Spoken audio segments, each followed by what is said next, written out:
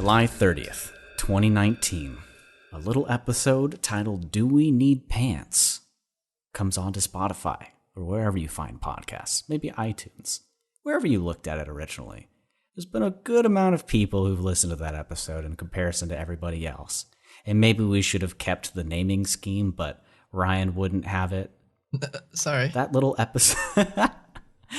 episode came out, and then since then, it's been about a year, or exactly a year, now that you're listening to this, if it is currently still July 30th, 2020. But, leading into that, we are the Dungeon Crawl. He's Ryan. He's Braxton. And this is our year anniversary since we've posted our first episode. Do we need pants? Woo! Heck yeah. You know what? Let me read that. What was the description we had there?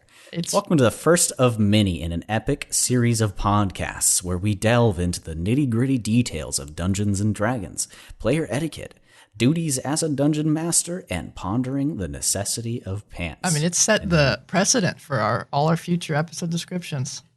It did, and now that I'm seeing it, all I'm thinking about is, man, we could have divided those into so many different episodes. And we have a little bit with player etiquette. Yeah, we went back. Duties as a dungeon master. We have not pondered the necessity of pants since then. No, we answered the question. We did, so if you're curious and you haven't listened to it, you pull on your cringe earplugs and go through with a grain of salt. I don't think it's bad. I don't want to be one of those content creators like, my early content's not as good, so don't listen to this episode. No, but I think it was good. There's been a few, looking at the stats, our metrics, our year-end review, planning for business for next year, which this is purely for fun. So I think with this episode, we'll hit around 4,000 of you guys who've pressed that play button on our episodes. That's a lot, man. That's a good amount. That'll fill up an arena, wouldn't it? But 4,000 cases of people just sitting down and listening, which is pretty fun. So I'm much appreciative. We've missed an episode here and there. I will be the one to say, but 2020, am I right? It's been a year, man. It has been a year. Only halfway through. Do you feel the year, Ryan? I feel like I've lived a whole year in the last 6 months. So yeah, I thought you were going to say, I feel like I've lived the whole year in the past year. That is how that works sometimes. No, man, 2020 has been rough. So if we have ever alleviated your stress due to this crazy ass year, whether it's the dust cloud that's rolling in from the Sahara that happens, to be frank, every year, but it's more crazy this time. I'll tell you this. Virus, protests. I'll tell you this right here. One of the biggest compliments and things that made me fuzzy on the inside since we've made this podcast was a certain individual who listens to our podcast. He's a watcher of my stream on Twitch. Oh, yeah. And he mentioned to me recently that he had never played D&D before, and he was just a fan of my stream and decided to tune in and give it a listen. And he just, a week ago, got into his first D&D game. And he's super psyched about it, and I think that's that's awesome. Getting people into D&D. That's kind of what we started this whole thing for. Hell yeah! I mean, we're system agnostic, but yeah, play D&D. Just play, man. Play with your friends.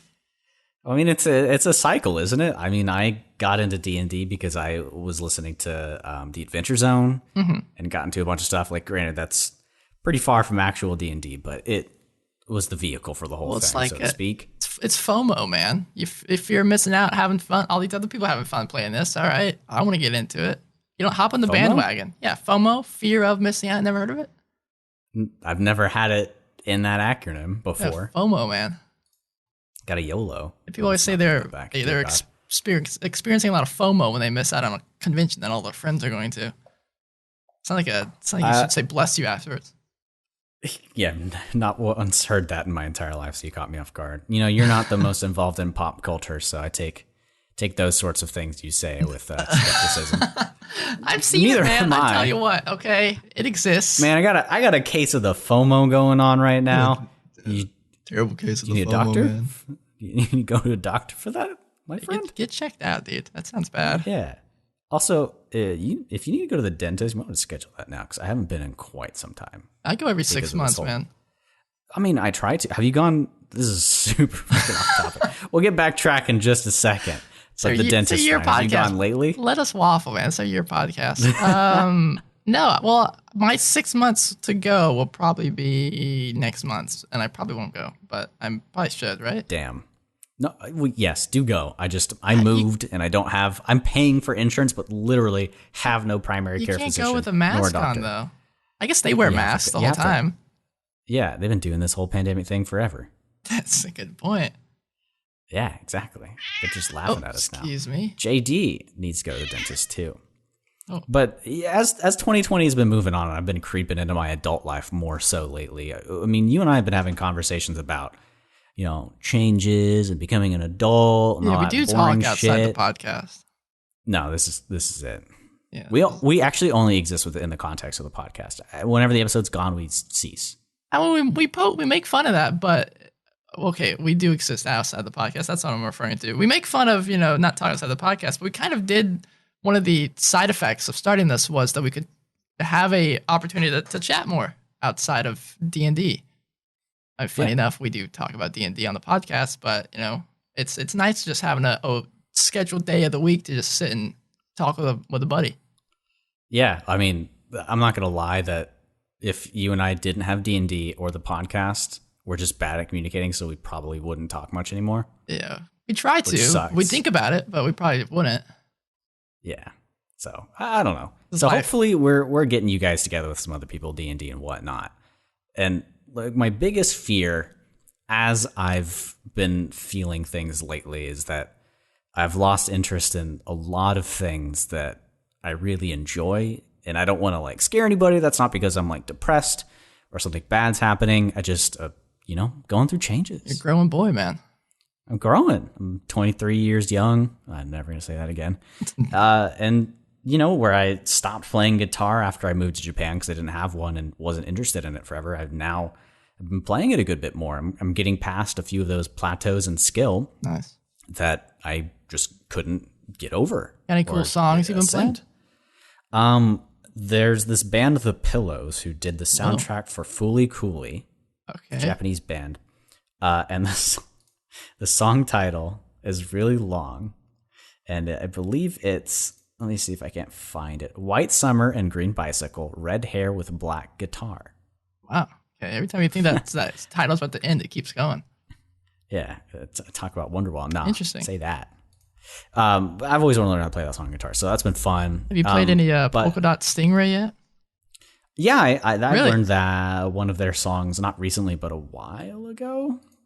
Kind of a more jazzy song. So I've been trying to challenge myself with doing different genres. But with gaining interest in something comes a consumption of time and then a loss of interest in other things, namely video games. I've been telling you, I just can't play a freaking video game now. I just don't have interest in it. And I was talking to Ryan prior, like we always say that we're talking on podcast, that video games just don't pull me anymore. I've been trying to, bad example, get back into Skyrim with mods again.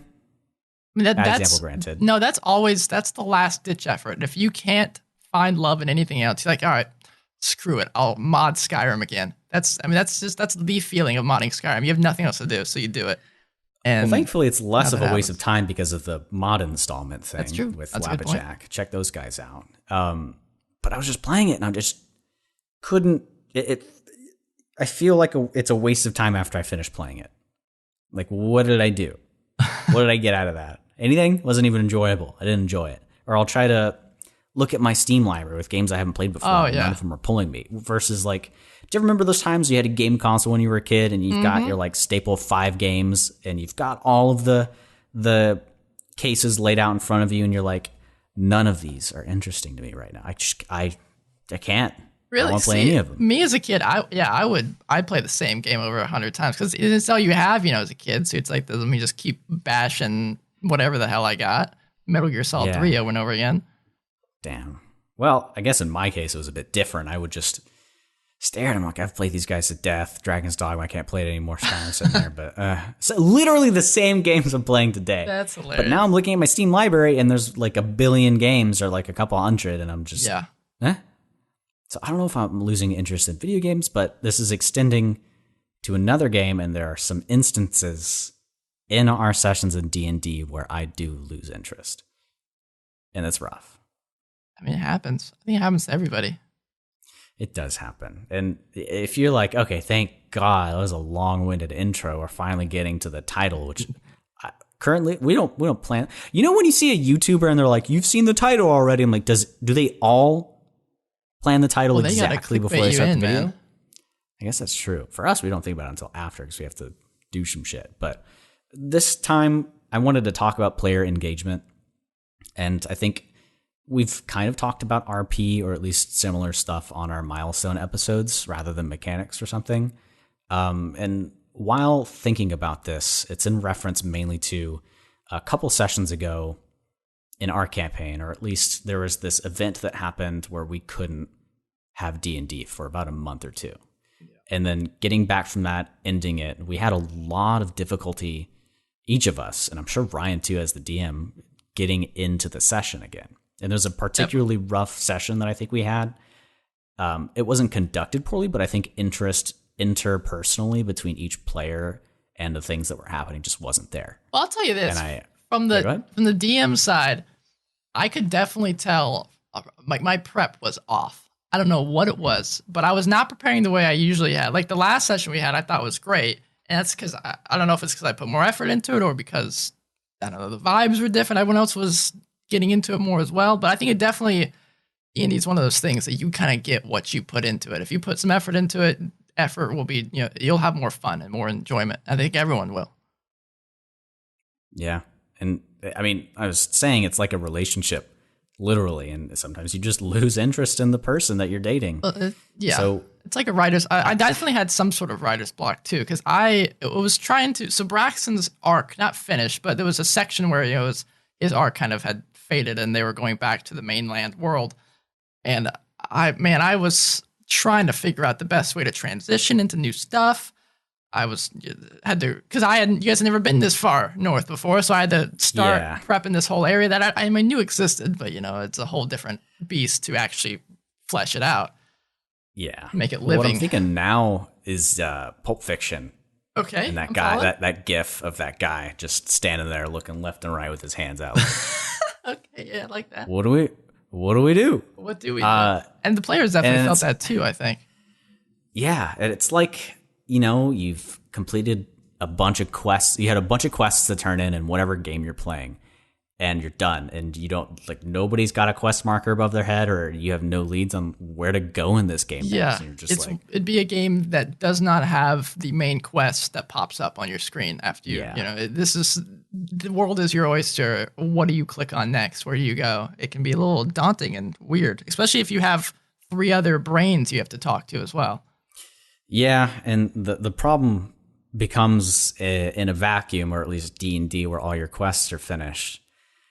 The thing that the players think about then, if you have them do this, are backstories and what they immediately want and not what the others want. For the most part, there's probably some people that are pretty great at role-playing already and getting invested, but for example, for me, we just finished my arc, and my next step to complete that is kill a god to get my as far brother as you're back. aware. That's your end goal. Yeah. And that's all I've got right now. So if anything doesn't immediately relate to that, perhaps I'm not interested. And I think it was that way for at least that first session. We kind of rectified it in the second one here. That was really great. But I think in our campaign specifically, we're very attached to our backstories. And if it's not with that, you can probably see literally the lights turn off and on for each of the players from Ryan's perspective as the topics, subjects, and NPCs change around us. Can you notice it? I definitely notice, and it always perks me up whenever I bring up an NPC or a name drop, or something that triggers something that the player remembers. Oh, I sent Ryan that a year and a half ago when we first started. Oh my God, this is it. And then I can see He's listening. Yeah, I can see them sit up and start engaging a little bit more than say a normal average innkeeper that just walked off the street. Yeah, if you name drop Cthulhu, I'm gonna be like, or JDC. He is yelling now. He is yelling. So I mean, that's super true in D&D, and in video games, you're uninhibited. You get that lead, and you can go involve yourself in that completely. But you could when probably you're in relate a to party with Divinity, where if it ties into has little parentheses to whatever your backstory is, 9 times out of 10, I'm clicking on that. Mm-hmm. Absolutely. And with that game, you're still playing as your party members. So even if it's right, if you've got one of the origin stories and it's involving them and not your character directly, you're still kind of invested because you picked those characters versus something that takes us in a completely different direction in your party. And it's just like you check out, or you're like me and you're not directly interested in politics, which Ryan might have noticed last session. I was particularly bespoke about. A lot of you were, yeah. Yeah, we were kind of invested there, and I think that's just because we've got an emotional investment there. So, but I wanted. Well, just to say, you bring up a point about with all these other people and trying to figure out what you do next. I always liked I'm sure Divinity does this. I've not gone far enough to tell, but like Fallout New Vegas does, where you get this certain character who hates these guys, and if you start allying with them, then he will tell you, if you keep doing this, I'm gone, and if you keep doing that, he's gone. And that has happened in our game where a certain character was like, I don't want to go there. And you guys were like, we're going there. And he's like, all right, see ya. That was literally one of our players. That wasn't an NPC. Yeah, of course, he made a new character and he wasn't gone. Yeah. But he was, in the role of the character. It's like, this character would not follow along with this. The party member is not just going to sit down and break whatever values he believes in to go to do this. So I'm going to give you 2 ways we can go right now. All right. We can continue choose your own adventure. Just kind of waffle about player engagement, mm-hmm. And go down that path with the notes that I've got here. Or I can get into some things that I've learned in college, being an actor, being in theater, and give tips to maybe assist people in staying awake or engaged. Oh, okay. And critically thinking about their character in the context of the game. Can we do both? Can we start with the first one, then go to the second one? We can do both. Yeah, I like doing the first one, and then you could say, here's some tips, give your background. All right, okay. Live podcast planning. Yeah. Okay, so with player engagement, let's go from your perspective. How do you in-game react to lack of player engagement? What do you do on the fly? I will generally, if it's an encounter I've prepped or something along those lines, and I can tell you guys aren't feeling it, I will do my best to speed past it. I'll hit the beats I have to if it's story-based. If it's related to what's going on, I will do my best to get past it. And it's definitely happened where I've noticed either one person's a little bit engaged or everyone's kind of checked out and just like, all right, let's just get to whatever we're trying to get to. And I will tone back some of the other things I have planned. Let's say if it's a extended dungeon, I will tone back those and try to just get you guys to the end goal as fast as possible, whether it's because people are having a bad day or, you actually aren't interested in what's happening, whatever's happening. I as the DM's job, I have to read the room the best I can and adjust. So that's generally what I'll do is I'll speed it along. But if it is something, let's say you guys are in town and I can tell, I've done this on my last campaign after Braxton left, because Braxton is and was usually our most talkative individual. And he definitely in the last campaign was kind of the leader, the de facto leader, because he was the one that chose stuff. A lot easier. Yeah, he would just choose things because they would just talk and talk and talk around the objective, and he'd just say, "All right, let's just go." Okay. Mm-hmm. And so after he left, they literally did this. They sat in a tavern, tried to plan something, and just planned for 2 hours. Never did any of it, and I was like, "Come on, guys!" And this on my end, I probably should have had someone come up and talk to them, but I was hoping they would eventually come up with a decision. And that leads into what I was saying. If I see them planning and sitting around in a tavern or in a town and they're not really grabbing anything or, not going to the landmarks that I've shouted out, then I'll probably have an NPC come up and talk to them and try to get them engaged and talk, give them a backstory, something to care about. In the most recent session, something that I can pull directly from our game is I was talking with my girlfriend actually how you guys have a lot of NPCs that you care about and, are in the world, but there aren't many that are like recurring cast members that you come back to constantly and have around. So I'm trying to find a way to organically make an NPC that everyone could care about and come to. And we've had some, but then you guys would go off in different directions. We're moving around, man. Yeah, so I want to, again, something to engage and tie them into the world, is give them someone to care about, and then of course much later is then take that character away and kill them. Don't do that. No. If you're thinking I'm gonna care about a little dwarf guy or think again, no man, nah, I'm just kidding. He's spunky, but he's not my type. That's not who I'm referring to. Okay, good. Well, I'm building. Is that I'm building. Really tough? Like, would you consider having a consistent fifth party member that you play as? That'd be tough. Probably not. It'd have to be someone that doesn't go into combat with you guys, ideally. Yeah. I mean, we've got a couple items that speak. So Voidwalker kind of was filling that. This guy or entity from the far realms that inhabits my ring and is in pieces. I mean, he was kind of he is definitely the most recurring cast member. He's a little sad now, so he doesn't talk too much anymore. So you already kind of dove into what you do outside of the session to prep for that, but let's talk about what you might have done from the session before the one we had this weekend to this one, because that one was rough, or it's tough in terms of interest. What went through your mind? How did you feel about it? Did you process it? And what did you end up doing to try to make the next session better? So afterwards, just immediate reactions was something seemed off.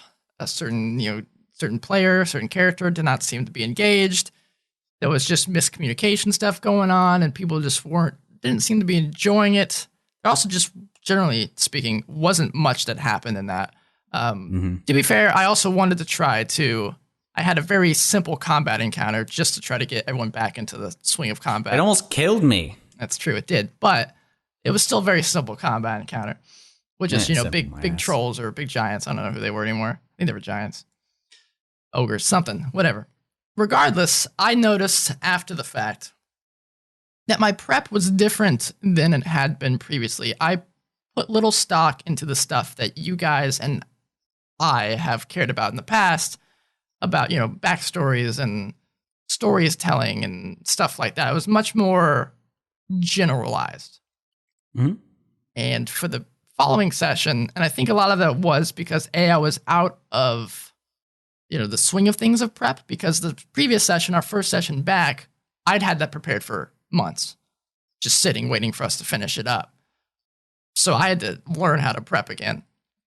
So for this last session, I spent much more time crafting characters and crafting motivations and giving, not just making people one-sided, giving them multiple perspectives and multiple ideas and things and motivations that they care about, as well as fleshing out options for you guys to kind of grasp onto. Yeah. Now, it's tough because you present those options, but I feel like players don't always grab at them, and then they still do nothing. Yeah. Like maybe not even in our case specifically, but you always hear DMs prep this stuff. It could all be thrown out the window because your players could do something else, but nobody ever tells you they might not do anything. That's very true. And the fault can lie anywhere in that. The DM isn't he's literally a god in terms of the game, of the campaign, but they can be at fault, and just as much as the players can. It's important to realize that it does come down to the onus of the DM if they do nothing, at least in my opinion, because you have to give them something to care about. And that goes back to the engagement that you're talking about before. If they don't care about any of the choices, of course they're going to do nothing. There's nothing that speaks to them. Yeah. So this is a good point to transition and putting the power back into the players to communicate to their DM, or at least display what they're interested in. So there is a pretty key point in my education and in any actor or somebody's interested in role playing or things like this, is career, life, hobby, where you realize people have desires and objectives for everything. Things I hate hearing are, let me see. Where did I find it? Your boy's a Where thespian. did it go? Oh man, there's so many notes here to talk Oh about. my God. The thing I'm wanting to look for, I can't find. The You're whole scrolling through the dictionary here. I pretty much am, but there's no such thing as just because or no reason. There just isn't. Right. I see what you're There's saying. nothing. Why'd you do this thing? Oh, just because. No. There's a reason. It might not be in the forefront of your mind. Yeah, go ahead. I hear that all the time. I work in a psychiatric hospital, and so a lot of people there don't want to inform, a random guy they just met what their entire life story is. So you'll say, "How did you end up here?" or something like that, and they'll say, things just weren't working out," or, "What did you do that for?" Or, "Did someone punch the wall?" And you're like, "What the hell was that for, man? What are you doing?" "I just wanted to." Nah, I'm sure there's way more going on in your brain than you just wanted to punch a wall. Now your hand's in pain. There was obviously a catalyst. Yeah. So I'm going to be the first to admit that commonly in our society, at least people our age and the ones that I've interacted with at school, at college, at whatever plane of existence that I live on, we are not the most interesting people to talk with or to be around. If you followed me with a camera around a time that I went to a ramen shop with Ryan or I went on a date with somebody, it probably wasn't very fun to watch. I don't know, man. I feel like I'm a lot of fun. Okay, Ryan, you may be a lot of fun. This is my case talking about me here. So okay. I'll just for the benefit of the doubt. Yes. Well, it's like watching somebody play an RPG. They're invested in it, but it's just not fun to watch it. So I feel like when you put at least a lot of people who aren't either experienced in acting or just naturally intuitive to make things lively and exciting, it makes for boring D&D because nobody really thinks about, like, on a decent basis, why do I want this? What do I want? What's my objective, etc. Now, I don't mean to say that people in real life, every time you're in a situation, you should go, what do I really want in life? No, you're right. What is my objective here? That type of stuff happens in a heartbeat. You make those decisions without even thinking about it, and it's tough to translate that into a person that's not yourself. Yeah. So I think when you're bored in a session, it's often because you're not thinking that. You're in the media consumption state where a lot of us are spending time scrolling through either Instagram, reading a book maybe, or even playing a video game. You're sitting there with a blank face, unless maybe it's evoking a lot of emotion from you. No, it's the VR face, man. Every person that plays VR, you think you're inside the game. You think, man, I probably look super cool, and then you zoom out the camera, and this just guy, swinging his arms around. That's you. So yeah.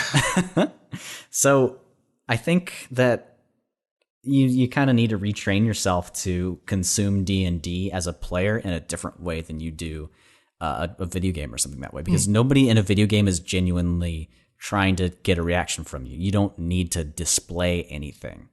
You don't need to put forth much effort. Like you were saying that Bloodborne on your stream earlier today was a role-playing game.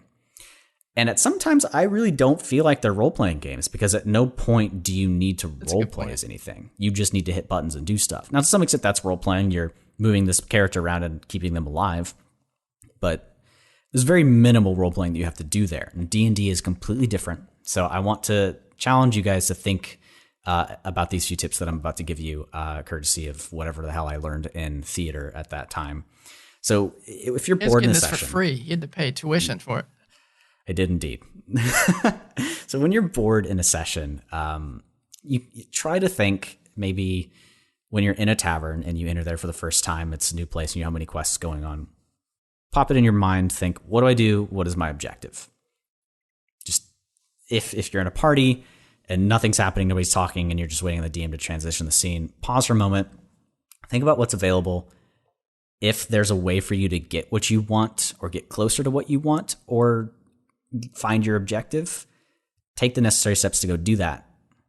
So what you can do is if you're speaking with somebody or you're in a situation where you don't feel like you're talking or even doing much, you're just on the sideline, try to come up with a verb related to your objective or some sort of to-do thing that you can accomplish. So maybe in this situation, you guys are talking to a merchant and, there's an item on the wall you're kind of interested in. Grab at that thought. Don't grab at the item. Pay for it unless you're a thief. Your goal might be to convince the shopkeep to let you buy this at a cheaper price. So your objective there, your goal is to convince. Or maybe you're in a party of assassins right now and you want to murder the guy in your backstory right now. So your goal is to murder. And he's not there immediately, and you guys are off doing some sort of politic thing that you don't give a shit about. So take that to murder action that you want to do and try to apply it to the situation. For better or for worse, it might make things interesting. It might not. I mean, it could be a fun catalyst. You've got a new thought, a new idea that you can kind of pursue. To murder, to persuade, to make them fall in love with me. There's a lot of stuff you can come up with. So what you just said reminds me of this book that I read called Unframed Art of Improvisation. I don't remember who it's by, but they released a whole bunch of these books, not just improv. There's like lots of different other game master type books. But the first essay in it, and they're all just essays from different authors, is called Improvising Dialogue Sequences by Robin D. Laws. And he talks about how, what you just mentioned, understanding the scene, who's the petitioner, who's the grantor, who wants something, who is, trying to get something, and quickly understanding all these things as the DM, you're picking up on these ideas and being able to quickly, deftly, obviously these things are not going to come, right away, but practice will help out a lot with this type of stuff. Yeah.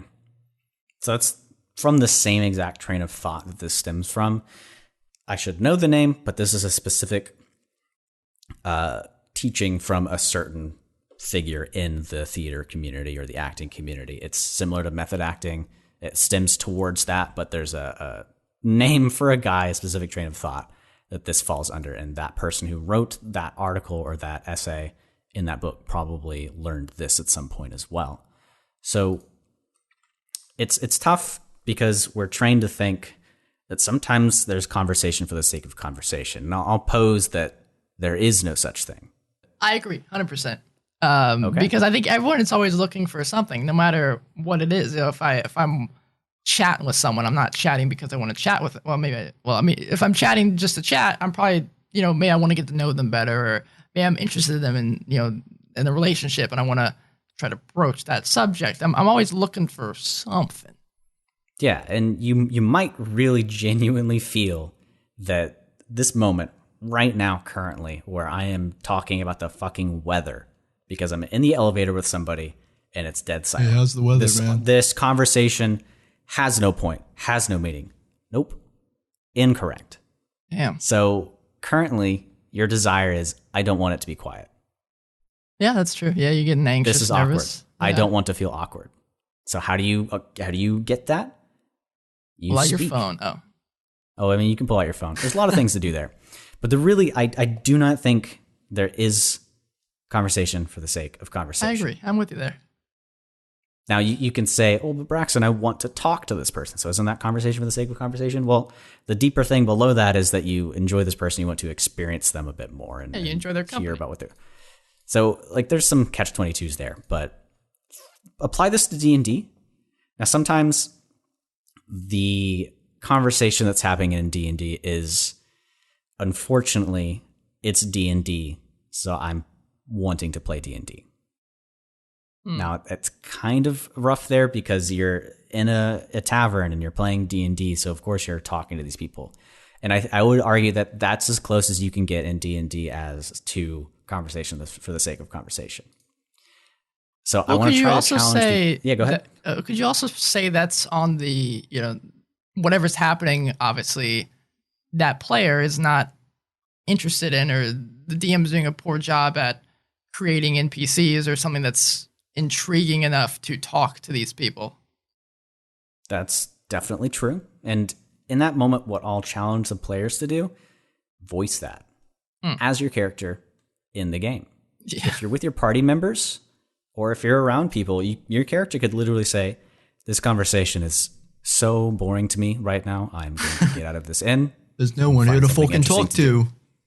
Literally, do it.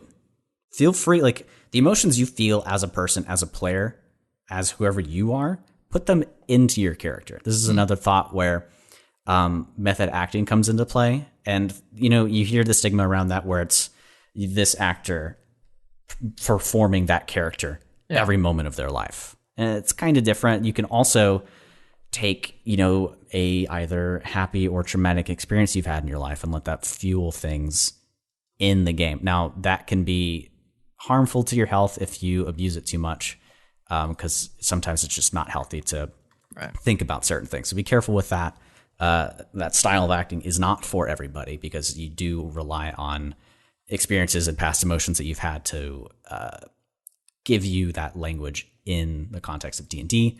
So if you're bored in the game and there's like nothing for you to do right now, state it and change it. You can immediately say something like, guys, in the context of our campaign, Oloric and Carrion, say there is no crazy tentacle monster attacking us right now. Maybe I just go run off and try to find something interesting and vocalize it. Like, this is really boring right now. You guys feel free to continue talking with the shopkeep. I'm going to go try and see if I can't find anything a bit more interesting right now. And then your party members might stop and say, hey, we need you. You're good at haggling for prices right now. Could you try to get us a lower price? Fine. Well, and that leads into what I want to talk about next. It's a good way to bring everybody involved into it. Not even just the players, but the DM can be like, okay, whatever I'm doing right now is not working. Let's see if I can mix things up a little bit. And that changes what we said a few weeks ago. We were talking about the DM having to try to read the room or using certain cards to show how people are feeling. Just say it, that way it's not just, you're not playing mind games. That way everyone knows, everyone's on the same page, and people can adjust and change. Yeah, use your disinterest or lack of engagement to fuel your character in that moment. And I won't be hurt. Yeah, go ahead. I'm just saying I won't be hurt, but I want to make sure everyone's having a fun time. And if you're not, let me know and we can mix things up. Because I know everyone's had fun in the past.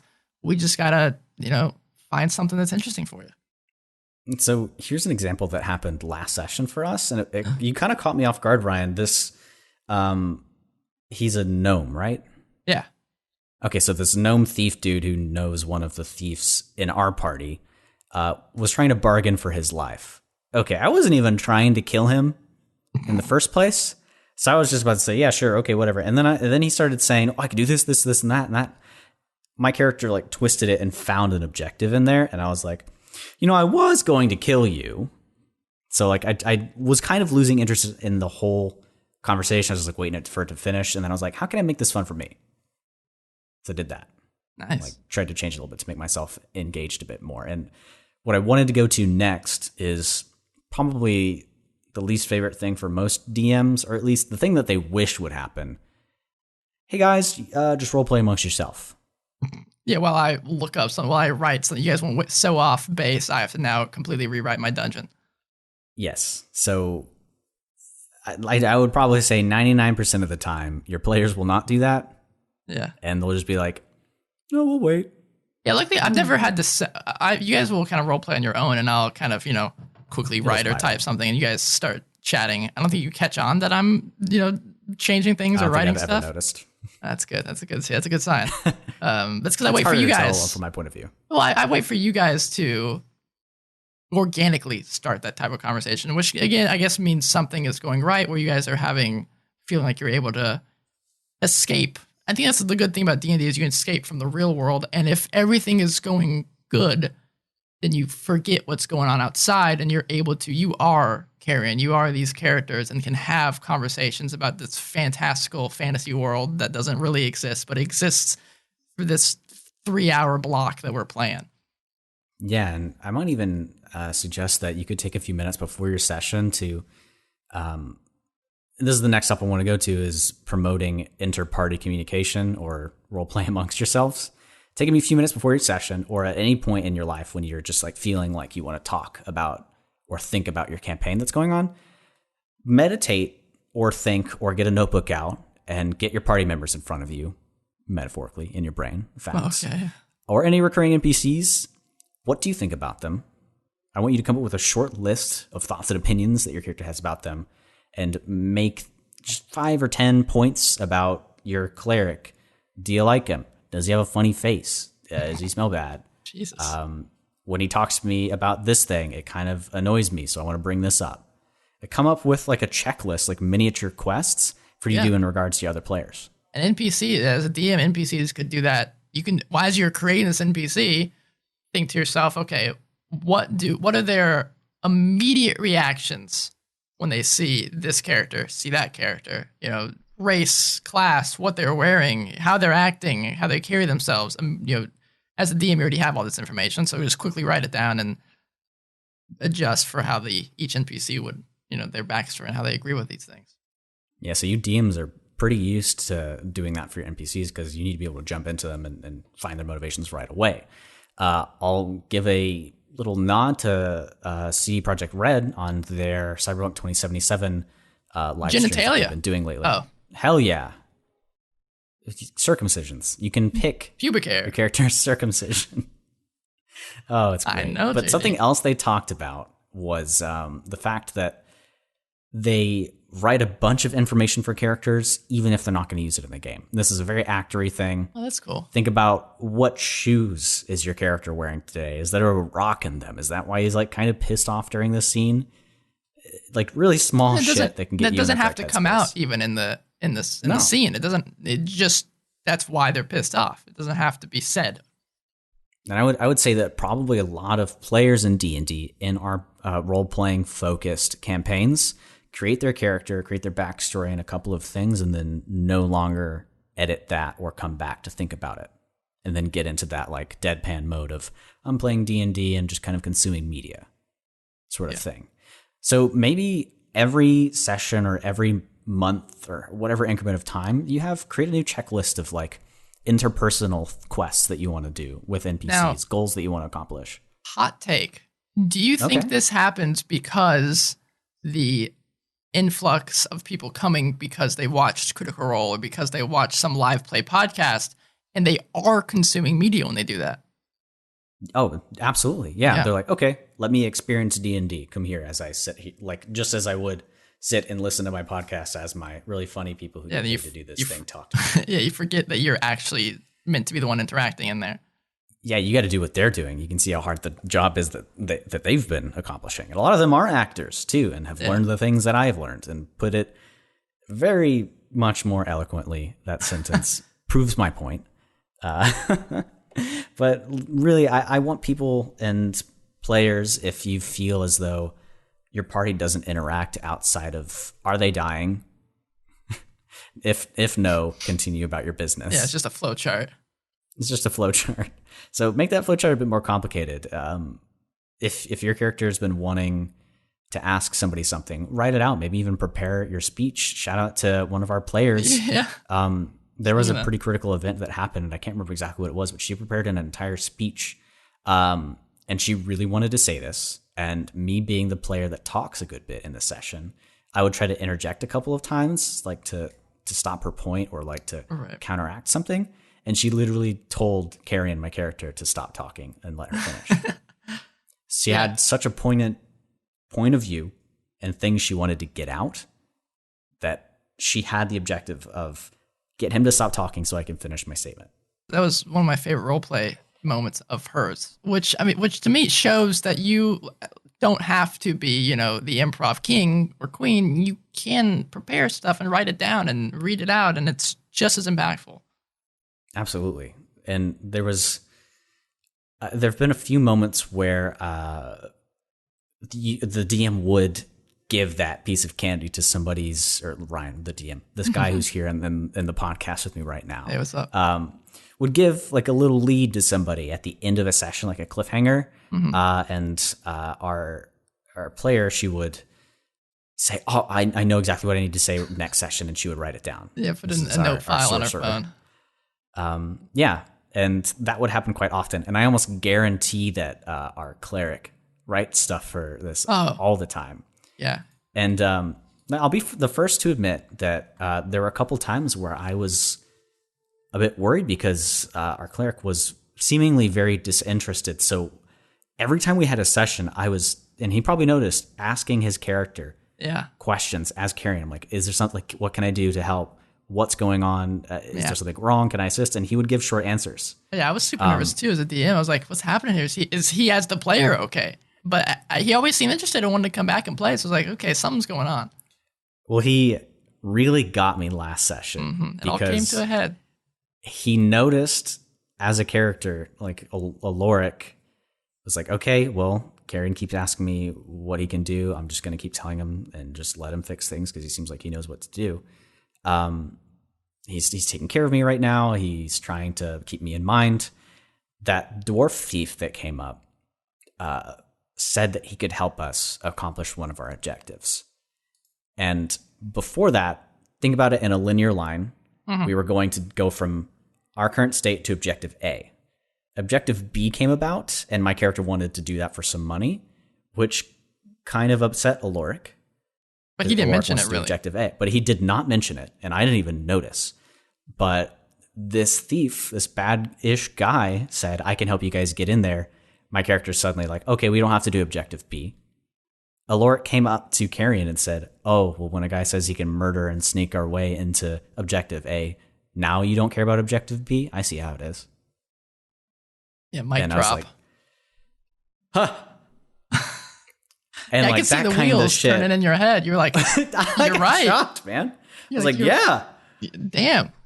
I didn't even think about it. And that kind of stuff happens all the time in real life. And it really, I loved that. So I'm trying to find ways that I can do that with everybody, NPCs or people in our player group. I've been trying to think about ways to do that. And as a DM, Ryan, do you think you're able to instigate things like that at all? I mean, you literally were that character, so you kind of did it unintentionally. But when there's not a lot of interaction between the characters in the campaign, what do you think you can do to try to make complexities happen over time? I mean, I think as a very brief answer to that would be, no, I can't do anything. But as a as a connection to that, as a addendum, by me being that NPC, as you mentioned, and it was kind of, I guess it was a moral dilemma of, some people are into that type of stuff and some people are not. By placing down moral decisions, that organically creates these moments between characters who agree with it and who don't agree with it, who want to follow that or don't follow that. Like one of my favorite RP moments that I've brought up on the cast before is when one of our players killed a whole group of free people that had no involvement in this fight, and people who are trying to escape and let them be free, and she killed all of them. And you guys kind of, okay, it's sad, I played it off, but then later found out that one of the NPCs you guys liked, his sister was involved in that. And I could just see the emotion go over each of your faces, but specifically the one that killed her. I could tell that she was a little, upset about it. And did I make that happen? No, you guys did, of course, but... No, you killed them. But by putting that dilemma in there allows for this organic type of stuff to happen. So as an addendum to your question, I guess I can by having decisions and moral gray areas interact with each other. Thank you for the short answer. No, seriously, that's a really good input. I think that a good way to make everybody in the party interact with each other is making people process complex emotions. Yeah. So it's tough to do as a player, but if I can find a moment to question somebody, talk to my party member, or something that interacts with one of my objectives or theirs, I'm going to try to do it. Well, it really is a team game. You can't just have one person who's like, if I just poke at one person's backstory and they don't bounce off the other players with that nugget of information, then it's like it never happened. There's no point. It's just for that one player when it should be for everybody. Yeah. And something I really want to challenge more people to do, just as the way that you have to say, okay, I'm talking in character, out of character, I say, I want to say this. It's tough to implement this if you're not super savvy with being on stage or acting a little bit. But if you are comfortable, tell your people, pay attention to my expressions and the way I'm holding my body. Yeah, body language. I'm going to be doing that in RP. Anything I'm doing right now, unless I say out of character, is what my character's doing. Not everybody's comfortable with that, but I mean, there's moments where I would I was zooming my camera in on our Discord call, and I thought what if I told them to pay attention to my facial expressions? Would that add anything to it? Like giving more information. I think you could try to explore that a bit more. Well, You've seen tough. your DM stand up and run around. Ryan does that. We mentioned this on our roleplay stuff, is the DM is kind of the first catalyst for that. If they're not being the NPC and grabbing potions off of shelves that aren't there and bringing them down, then the players probably won't interact with the world in that way. And it can be tough because let's say you are all online, or you have one person online, and there's specifically talking about myself, one person who's really far away from the camera. It can be tough, I'm sure, for Braxton to see my facial, characteristics and body language when I'm portraying certain NPCs, because I'm just so damn far away from them. Yeah. God, I'm just thinking about. Okay, I guess this is a safe spot for me to talk about live action role playing, and nobody's going to judge me too much except for JD. Yeah, he's in a meowy mood today, man. He knows it's the year episode. Yeah, he's just partying. But can you imagine, if we were in theater or something, and we had a theater with props, at least chairs and tables, and for RP heavy moments, like walking into a tavern, we'd set up the tavern, and you would stand or move wherever certain NPCs are, or maybe have a mic on you so you could speak out loud over the stage, but forcing us to stand and sit and move where we would, or get up and go talk to the barkeep. That sort of shit. Yeah. I just wish we could do that. But imagine, even at the table, it's hard to do. Yeah, some VR D&D. We guys can get up. That's gonna happen. People probably play D&D in VR chat. Oh, I bet. I bet you they do it. It would be tough, but pretty freeform improv. I would. Okay, well, that's expensive. I can't get everybody to get a VR headset. But man, that'd be fun. It's gonna happen one day. It's the future. But I'm sure. I think about how simple that would be. Just tabletop simulator. People make assets for that, and if you have a decent amount of effort, you can download them, drop and play them, and program it a bit. It's gonna happen in VR, where you can get assets and jump in there and role play. It's gonna happen. Only matter of time. Probably when we're old or dying or dead. Yeah. That makes me sad. So I think, I don't know how much of dead air we've got in here, but we're running around the hour mark.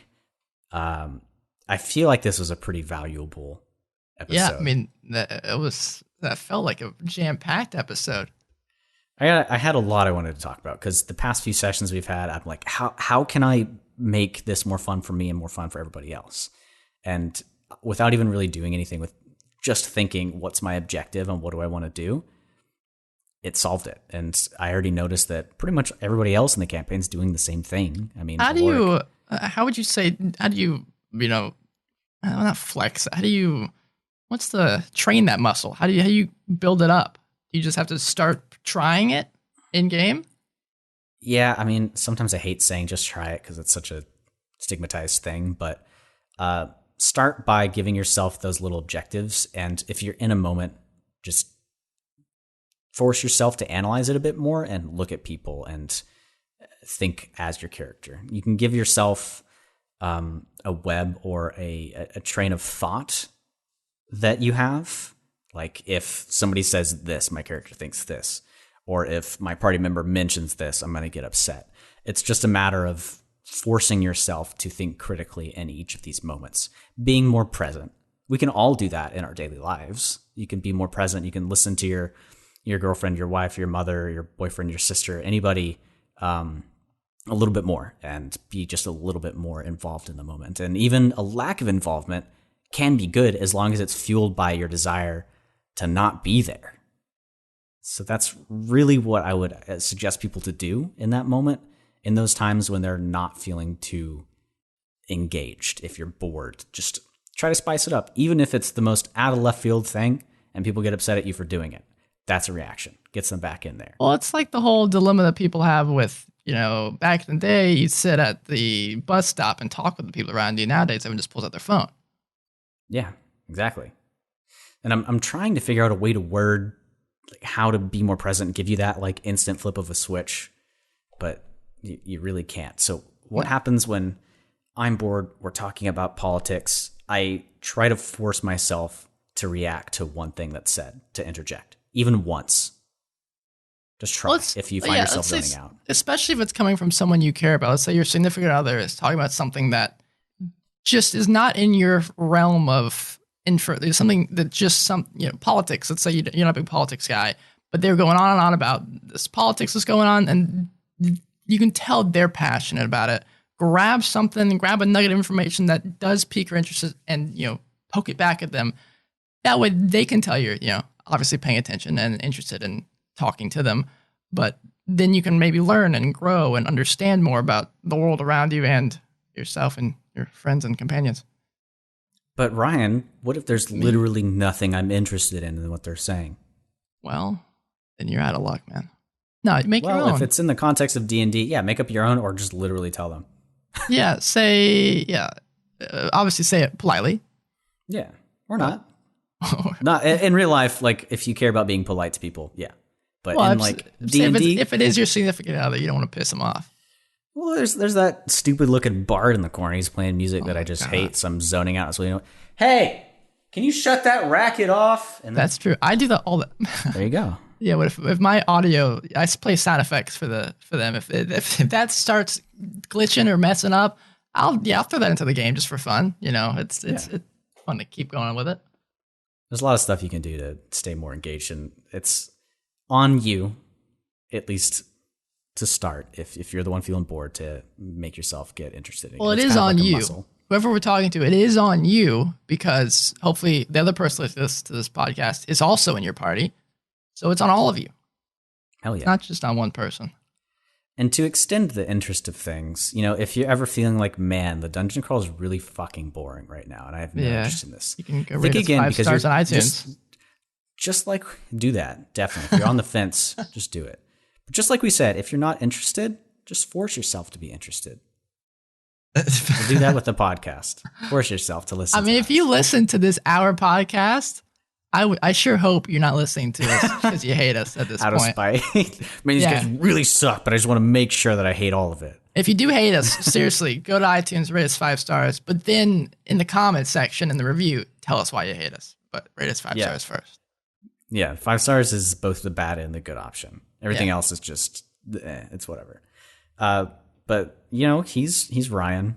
He's Braxton, usually. Just like we've been all year, at least so far, during the dungeon crawl. And I wanted to leave this little bit of nugget. We've been considering doing a live play podcast. We've been talking about it a little bit. Now it's like off in the future if this happens. We're still figuring out like definitely who would DM it, what we would do. It's definitely going to be 5e. And I think it would be a lot of fun. Jamie and Kenneth, who you've both heard on the podcast, would be involved. Mm-hmm. Ryan we're thinking would be a player maybe, and I might DM it. Yeah. I'm pitching some ideas. It'd be fun. And one of my best friends, good friends from, as long as I can remember, one of my oldest friends from middle school, he would say. Little nod to him, Joe. But we're considering it. If you're excited about that, feel free to come let us know. Tell us on Instagram or Twitter at Dungeon Crawl Pod.